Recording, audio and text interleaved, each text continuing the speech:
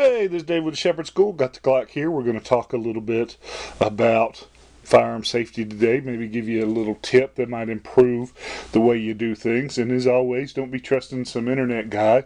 Get out there and try this stuff out for yourself. Get some good one-on-one in-person training, okay? So we've talked about several times about your finger being straight off the trigger if you're not actually in the act of firing. And the reason we do that is because you got the startle response, the stumble response, the sympathetic grip, right? All the things that cause you to pull the trigger when you actually weren't telling your finger to pull the trigger. Okay, you finger on the trigger, you stumble, oh, and then bam, the gun goes off, right? And your finger straight on the frame of the gun is 100 times better than sitting there, with your finger on the trigger as you sit here and talk and BS or whatever, right? But maybe there's another way, right? And the way that we learn with firearms is we continually look and strive to improve. We look at problems and we try to find solutions, right?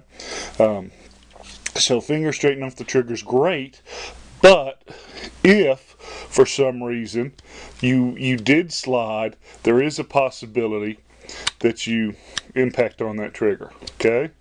Especially if you don't get up on the frame, if you just get on the trigger guard, right? And as far as retention purposes, maybe you're fighting with a guy and he gets his hand up there. Maybe he can keep you from getting your finger to the trigger guard, right? Especially if he gets you like that, okay? So maybe a better response is to have your finger in the C position, which is at a C, right? And that gives you some better retention if you have that startle response and your finger pulls backwards. It's a lot less likely to impact the trigger, right? So instead of having your finger straightening off the trigger like that, maybe curled up is a little better. If you get in a fight, you get a little better retention because it's easier for you to get to that trigger to shoot that guy off your gun. Alright? So anyway, once again, as I said, that's something for you to try out to see if you like it better. Alright? And not take the word of some guy on the YouTube. Okay? So there you go. Maybe instead of finger straight off trigger, you have it in the C position. There's several good reasons for that. We're going to put them out in the article, right?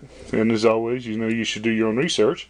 But if you like that, you want to hear more, you can catch us online, www.tngun.com. And you can catch us on our podcast on the Preparedness Radio Network on Blog Talk Radio. Thank you.